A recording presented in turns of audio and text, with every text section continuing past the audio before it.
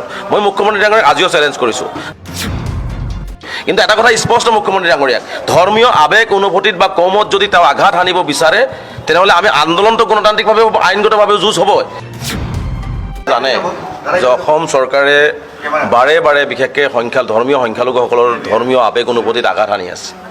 আজি আমাৰ চৰিয়া ল মতে বা ইছলামিক মানে যিটো 1935 মেৰিজ আৰু ডিভ'ৰ্চ এক্ট আছিলে, সেইটো লৈ আমি আমাৰ ইছলামৰ মানুহখিনি সুৰক্ষিত হৈ আছিলে, বিবাহৰ ক্ষেত্ৰত হওক তালাকৰ ক্ষেত্ৰত সুৰক্ষিত হৈ আছিলে। কিন্তু চৰকাৰে ৰাজনৈতিক উদ্দেশ্যপ্ৰণীতভাৱে চৰকাৰে ৰাজনৈতিক মানে উদ্দেশ্য আগত ৰাখি পেলাই আচলতে প্ৰতিবাৰেই যেনেকুৱা ধৰণে ধৰ্মীয় সংখ্যালঘুক আক্ৰমণ কৰে, এইবাৰো তেওঁ বিবাহ আৰু বিচ্ছেদ আইনৰ ওপৰত তেওঁ আক্ৰমণ আৰম্ভ কৰিছে।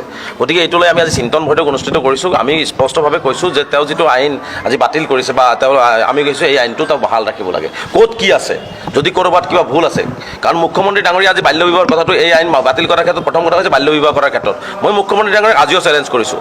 মুখ্যমন্ত্ৰী ডাঙৰীয়াক কাইলৈ বাল্য বিবাহ বন্ধ কৰিব আহিছে, কিন্তু আজি 10 বছৰৰ পৰা আমচে অহৰহভাৱে অসমৰ ইমূৰৰ পৰা ইমূৰৰ বাল্য বিবাহৰ কাম কৰি আছে।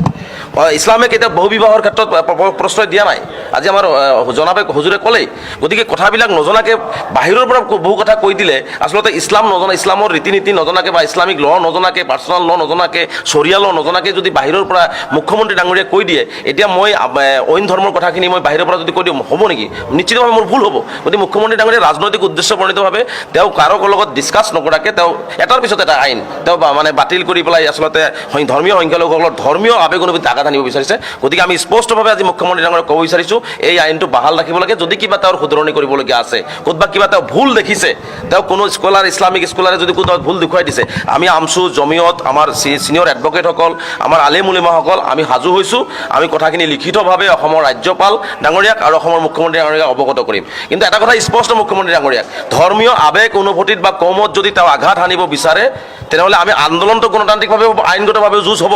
আৰু মুখ্যমন্ত্ৰী ডাঙৰীয়াক এটা কথা স্পষ্টকৈ কৈ দিছোঁ যে কমৰ ওপৰত আঘাত সানিব পৰা চেষ্টা যাতে মুখ্যমন্ত্ৰী ডাঙৰীয়াই নকৰে। যদি কিবা ইছলামৰ ক্ষেত্ৰত যদি কিবা ভুল দেখিছে তেওঁ আলাপ আলোচনা কৰক, আমি আলাপ আলোচনা কৰিবৰ কাৰণে সাজু আছোঁ। কিন্তু তেওঁ জবৰদস্তি যদি কোনো ধৰণৰ আইন জাপি দি ইছলামৰ ৰীতি নীতি বা আজি ইমান দিনে বিবাহ হৈছে, আজি কাজি নোহোৱাকৈ আজি এটা ৰেজিষ্টাৰ কৰিলোঁ, আজি পুৰোহিত নোহোৱাকৈ আজি বিবাহ এখন হ'ব নেকি?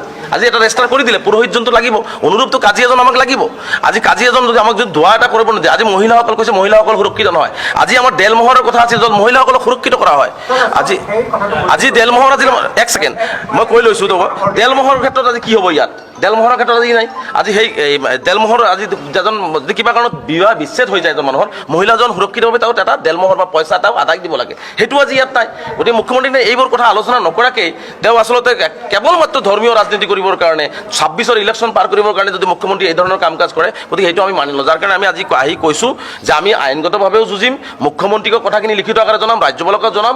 গতিকে আমাৰ যিখিনি ইছলামিক ৰীতি নীতি 1935 একমতে আমি ইমান দিনে সুৰক্ষিত হৈ আছিলোঁ, সেই সুৰক্ষিত হিচাপে আমাক ৰাখিব লাগে। ক'ৰবাত যদি সুৰঙা আছে সেই সুৰঙাখিনি দেখুৱাই দিয়ক, ইছলামিক পণ্ডিতসকলে সেই সুৰঙাখিনি দূৰ কৰিব। চাওক এতিয়া আমি আজি দেখোঁ মুখ্যমন্ত্ৰী ডাঙৰীয়াই এটা হাহাকাৰ পৰিৱেশৰ সৃষ্টি কৰিছে। না তেওঁ ৰেজিষ্টাৰ অফিচত কাকো নিযুক্তি দিছে, না কাজীসকলক তেওঁ অনুমতি দিছে। এইটো তেওঁলোকে এতিয়া বাতিল কৰাৰ নিচিনা পৰিৱেশ এটা হৈ দিছে। আজি বিবাহৰ ক্ষেত্ৰত আজি কোৰ্টত আহিবলগীয়া পৰিৱেশ হৈছে, আমি কোৰ্টত আপিল কৰিবলগীয়া হৈছে, মই বিবাহ কৰিম, মোৰ ৰেজিষ্টাৰটো কোনে কৰিব? গতিকে মুখ্যমন্ত্ৰী ডাঙৰীয়াই জবৰদস্তি আমাৰ বিবাহৰ ক্ষেত্ৰতো তেওঁ এটা বাধা সৃষ্টি কৰি আছে।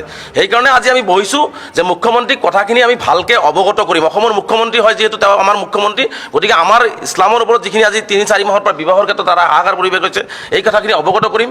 তাৰপিছত আমাৰ কথাখিনিও লিখিত আকাৰে জনাম, মুখ্যমন্ত্ৰী কি ক'ব বিচাৰিছে সেইখিনিও আমি শুনিম। শুনাৰ পিছত আমাৰ কথাখিনি যদি মুখ্যমন্ত্ৰী ডাঙৰীয়াই ইছলামিক ৰীতি নীতি বা ইছলামৰ বিবাহ বিচ্ছেদ বা ইছলামৰ যিখিনি মানে ধৰ্মীয় আইন কানুন যিখিনি আমাৰ আছে সেইখিনিক যদি তেওঁ পাকে প্ৰকাণ্টে ধ্বংস কৰিব বিচাৰে, আমি স্পষ্টকৈ কৈছোঁ আমি আইনগতভাৱেও যুঁজিম, ৰাজপথত যুঁজিম। কিন্তু ইছলামৰ ওপৰত বা ইছলামিক ধৰ্মীয় বিবাহ বিচ্ছেদৰ ক্ষেত্ৰত তেওঁ যদি আঘাত কৰিব বিচাৰে সেইটো আমি মানি নলওঁ।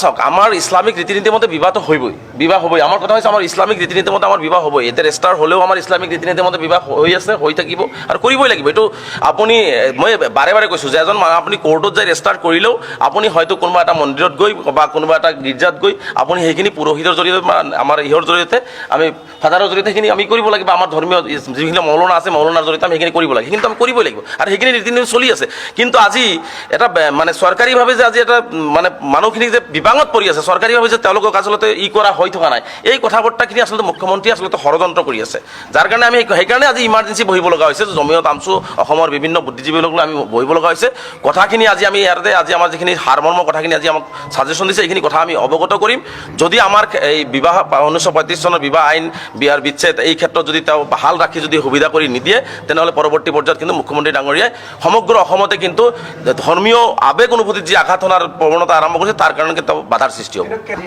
নহয় যদি মুখ্যমন্ত্ৰী ডাঙৰীয়া তেনেহ'লে আমিও আইন বনাব লাগিব আমি আম পাব্লিক আইন বনাই আমি অসম বিধানসভাত জমা দিব লাগিব আমিও তেনেহ'লে আইনৰ নতুন আইন আমি কাৰণ আমাৰ কথা হৈছে যে ইছলামিক ৰীতি নীতি কোৰাণ হাদিছৰ ওপৰত সুৰক্ষিত হৈ থাকিব লাগিব মুছলমানসকল আমি কিন্তু কোনো ধৰণৰ বেয়া কামৰ কাৰণে কোৱা নাই বেয়া কাম ইছলামে কেতিয়াও প্ৰশ্ৰয় নিদিয়ে গতিকে যদি মুখ্যমন্ত্ৰী ডাঙৰীয়াই কাশ্মীৰৰ কথা কয় কেৰেলাৰ কথা কয় বা তেওঁ যদি বাতিলেই কৰে তেনেহ'লে আমি নতুন আইন মুখ্যমন্ত্ৰী ডাঙৰীয়া আমাৰ পৰামৰ্শ লওক আমি আইন বনাম তাতে যদি আমি আইন বনোৱাৰ ক্ষেত্ৰত যদি তাতে যদি কিবা শুনুঙা মুখ্যমন্ত্ৰী দেখা পায় সেইখিনি আমাক দেখুৱাই দিয়ক আমি শুদ্ধ কৰিম কিন্তু মুখ্যমন্ত্ৰী ডাঙৰীয়া এটা কথা আমি স্পষ্টকৈ কৈ দিছোঁ আপোনালোককো কৈ দিছোঁ যে ইছলামৰ যিখিনি ৰীতি নীতি কোৰাণ হাদিছে বা ইছলামিক ল পাৰ্চনেল ল বোৰ্ডে যিখিনি কথা কয় বা শৰিয়া লয় যিখিনি কথা কয় সেইখিনি কিন্তু আমাৰ ওপৰত ইম্পেক্ট থাকিব লাগিব